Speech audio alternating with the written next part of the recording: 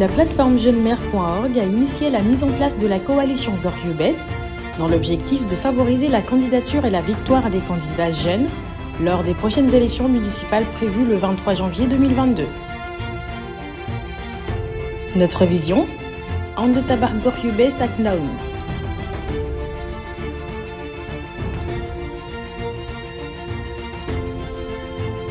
Sécuriser les candidatures des futurs jeunes maires, mutualiser les ressources et co-construire les programmes.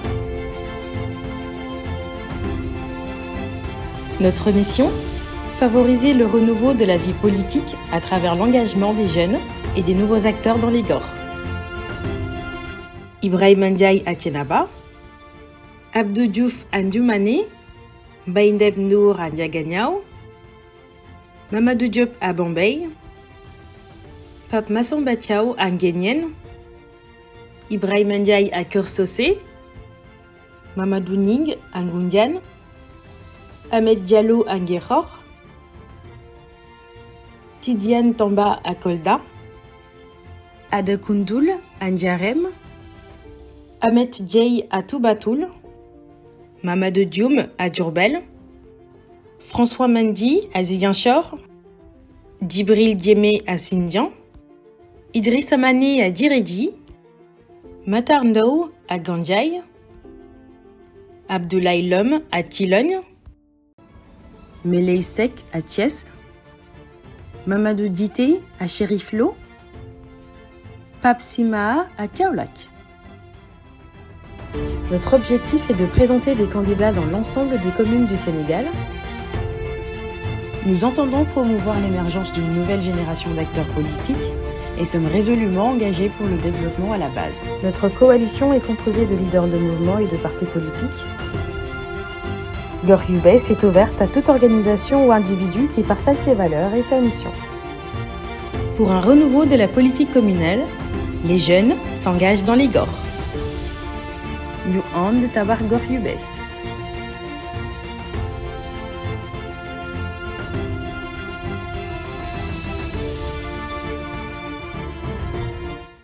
Bonjour à tous, bienvenue sur Sunugal ca Kanam, bienvenue dans ce nouveau contenu que je traite aujourd'hui. Alors, vous l'aurez remarqué, la chaîne YouTube Sunugal ca Kanam a près de 1000 abonnés aujourd'hui et j'en suis très content, j'en suis très fier en même temps parce que une chaîne dans laquelle je traite de beaucoup de choses, je traite de, j'ai envie de dire, de politique, d'économie, de culture, en tout cas des choses qui sont en rapport avec mes passions dans le domaine de la littérature, dans le domaine de l'écriture, dans le domaine des livres. Aujourd'hui que 1000 abonnés suivent la chaîne, enfin, ça me fait très plaisir, ça montre aujourd'hui qu'il y a un certain intérêt autour de cette chaîne, que cette chaîne réunit autour d'elle 1000 abonnés, ça me fait très plaisir. Ça montre aussi qu'il y a des personnes qui s'intéressent de plus en plus à ce qui se fait dans cette chaîne YouTube. Il y a des personnes qui s'intéressent de plus en plus aussi aux thématiques qui sont liées à l'Afrique, aux thématiques qui sont liées au Sénégal. Aujourd'hui, comme vous l'aurez remarqué, je traite un contenu qui parle de livres, qui parle en tout cas de l'écriture. Alors, vous avez remarqué cette playlist que j'ai créée qui s'appelle Le pouvoir des livres. Donc, Le pouvoir des livres, c'est une playlist dans laquelle je développe avec vous, dans laquelle je présente en tout cas avec vous les ouvrages que j'ai lus et qui m'ont plu, dont j'ai pu tirer en fait des connaissances, mais aussi surtout des enseignements qui sont super, je pense, super intéressant pour la marche, pour comprendre d'abord la marche du monde. Ça, c'est un premier élément. Second élément, ce sont des ouvrages qui me permettent de saisir d'une façon générale la sociologie africaine, la sociologie sénégalaise. Pour moi, la lecture, c'est quelque chose pour moi qui est très intéressant parce que, comme j'ai l'habitude de le dire, à travers la lecture, on découvre en fait de nouveaux auteurs, mais aussi surtout on découvre de nouvelles connaissances, on découvre des notions que l'école ou les entreprises ne nous donnent pas forcément. J'ai lu un ouvrage que j'avais fini de lire pendant l'été, Le discours de la servitude volontaire. Alors moi, je l'ai découvert en deuxième année de sciences politiques. Je l'ai découvert dans une matière qui s'appelle l'histoire des idées politiques. C'est un enseignement dans lequel on revisitait les grandes théories politiques, on revisitait les grands auteurs, n'est-ce pas, politiques de l'Antiquité grecque en passant par le Moyen-Âge, la Rome antique, etc., etc. Et donc, en histoire des idées politiques, j'avais découvert effectivement cet ouvrage d'Étienne de la Boétie. Donc, Étienne de la Boétie, peut-être il n'est pas hyper bien connu. Ça s'explique par la précocité de sa vie. Donc, c'est quelqu'un, comme on le dit, qui courait plus vite que son âge, qui est devenu magistrat très tôt, donc qui est mort malheureusement à l'âge de 32 ans. Et donc, Étienne de la Boétie, quelqu'un, c'est un classique dans le champ notion des idées politiques, c'est un classique, même s'il n'est pas bien connu. Et donc cet ouvrage, Le discours de la servitude volontaire, c'est un ouvrage que j'ai beaucoup aimé, parce que c'est un ouvrage qui nous permet, c'est un ouvrage politique d'abord, c'est un ouvrage politique, et quand on voulait aussi comprendre l'émulation des idées politiques, c'est un ouvrage à lire. Il n'est pas si volumineux que ça, hein. C'est un ouvrage qui fait à peu près 60 pages. Et ça a été écrit en 1576 par Étienne de la Boétie.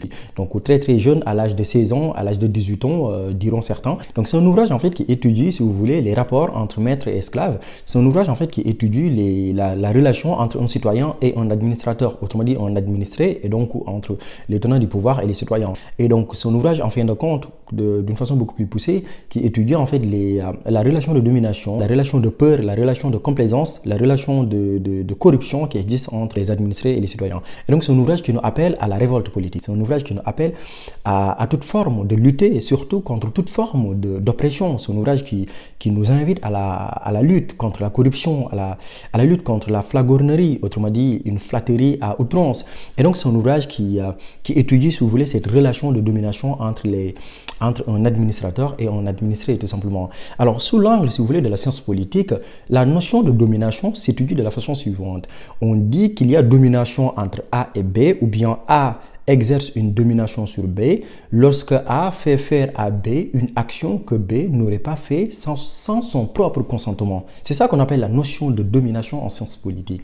Et donc c'est un ouvrage qui nous invite, n'est-ce pas, à la révolte politique. C'est un ouvrage qui nous invite à la lutte contre l'oppression, hein. C'est un ouvrage qui nous invite à la lutte contre la corruption, comme je l'ai dit. C'est un ouvrage qui nous invite à s'émanciper, hein, contre toute forme, n'est-ce pas, d'esclavage. Et c'est un ouvrage qui nous invite contre toute forme d'aliénation. Et si vous regardez bien, ce sont des notions qui se passent dans le contexte africain. Ce sont des notions qui se passent généralement dans le contexte sénégalais. Et donc, c'est un ouvrage qui est actuel, le discours de la servitude volontaire. La servitude volontaire, ce n'est rien d'autre que des personnes qui prennent les dispositions de se soumettre volontairement à un roi. Et donc, Étienne de la Boétie définit cette notion par l'habitude. Il dit qu'en fait, c'est l'habitude qui cause cette notion de servitude volontaire, cette soumission, cette notion de soumission vis-à-vis en fait de quelqu'un. Et Étienne de la Boétie pousse la réflexion beaucoup plus loin. Il se demande dans l'ouvrage comment ça se fait que tant de villes, comment ça se fait que tant de populations, comment ça se fait que tant d'administrés se soumettent volontairement à la volonté d'un seul qui n'a de pouvoir que celui qu'ils ont bien voulu lui donner. Ça veut dire quoi? Ça veut dire qu'aujourd'hui, je donne un exemple tout banal, je prends l'exemple du Sénégal. Le président Macky Sall, s'il a un pouvoir, ce pouvoir émane fondamentalement du peuple. Il n'a de pouvoir que parce que le peuple sénégalais a bien voulu le lui conférer via un vote, via une élection présidentielle. Et donc il se dit, mais comment ça se fait que des personnes se maintiennent dans une dimension de servitude, donc dans une dimension d'esclavage, à l'égard d'une seule personne, alors que le pouvoir de cette même personne émane, n'est-ce pas, du peuple, émane de la masse, émane en fait de la population dans sa globalité. Et donc c'est ce qu'il essaie de se questionner, comment ça se fait? Et donc pour lui, fondamentalement, la première cause, c'est la corruption. C'est parce qu'en fait, si vous voulez, cette masse est maintenue dans la corruption. Si vous voulez, cette masse est maintenue dans une relation de domination. Si vous voulez, cette masse est maintenue dans une relation de flagornerie. Si vous voulez, cette masse est maintenue dans une forme d'aliénation. Et donc pour Étienne de la Boétie, il faut que cela cesse. La politique, ce n'est pas de l'oppression. La politique, ce n'est pas de l'aliénation. Donc, Étienne de la Boétie se pose ces questions dans le discours de la servitude volontaire. Et il se dit, c'est l'habitude qui cause cela, en fin de compte. C'est que les gens sont habitués à cette forme d'aliénation. Et d'ailleurs, il le dit. Il dit, par exemple, que l'habitude, c'est une obéissance routinée. Au-delà de cette lecture d'Étienne de la Boétie, qu'est-ce que j'en ai appris? Pour éviter toute forme d'aliénation, il faut que les peuples s'instruisent. Comme on le dit, un peuple instruit, c'est un peuple qui sait prendre sa liberté, c'est un peuple qui sait prendre son destin en main. Et donc, Étienne de la Boétie, effectivement, nous invite à cette forme de réflexion. Et moi, je vous invite à lire son ouvrage qui est super intéressant, son ouvrage qui va titiller votre sens critique. C'est un ouvrage un peu philosophique, c'est un ouvrage qui appelle à des réflexions métaphysiques, c'est un ouvrage qui évoque surtout des questions d'existentiel ou existentialiste, si vous voulez, pour reprendre justement Jean-Paul Sartre. Et donc c'est un ouvrage qui parle de liberté, c'est un ouvrage qui parle en fait, mais vraiment surtout de liberté, parce que quand Étienne de la Boétie nous dit il n'est pas bon d'avoir un seul maître, il n'est même pas bon d'avoir plusieurs maîtres, comme disait Ulysse, et il nous rappelle notre devoir de s'émanciper. L'homme a fondamentalement le rôle et le devoir de prendre son destin à main, de prendre sa liberté à main. Et quand j'essaie de contextualiser tout ça vis-à-vis du contexte africain, vis-à-vis du contexte sénégalais, ce sont des notions que nous retrouvons sous nos tropiques, si je peux le dire ainsi. La notion de servitude, ce sont des attitudes que nous retrouvons fondamentalement dans le contexte sénégalais, mais aussi plus généralement dans le contexte africain.